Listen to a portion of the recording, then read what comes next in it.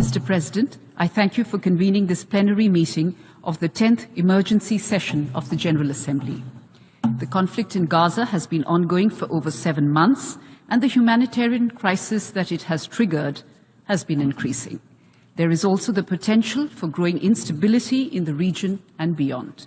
In this context, we view the Council's adoption of Resolution 2728 as a positive step. Mr. President, as far as India's position on the conflict is concerned, this has been clearly articulated on more than one occasion by our leadership. Allow me to reiterate the key points. 1. The ongoing conflict between Israel and Hamas has led to a large-scale loss of civilian lives, especially women and children. The resulting humanitarian crisis is simply unacceptable. We have, as such, strongly condemned the deaths of civilians in the conflict.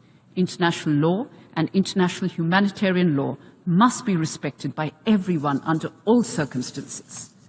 2. The terror attacks in Israel on 7 October were shocking, and they deserve our unequivocal condemnation. There can be no justification for terrorism and hostage-taking. India has a long-standing and uncompromising position against terrorism in all its forms and manifestations, and we demand the immediate and unconditional release of all hostages. 3.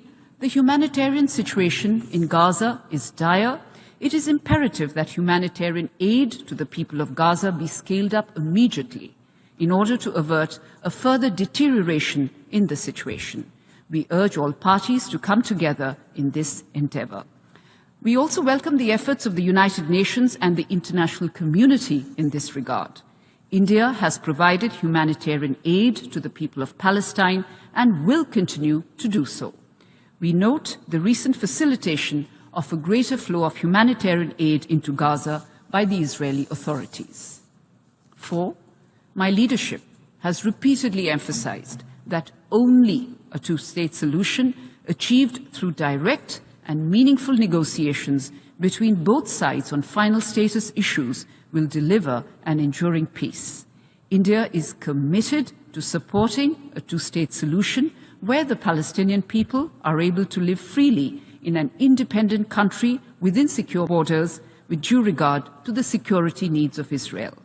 To arrive at a lasting solution, we urge all parties to foster conditions conducive to resuming direct peace negotiations at an early date.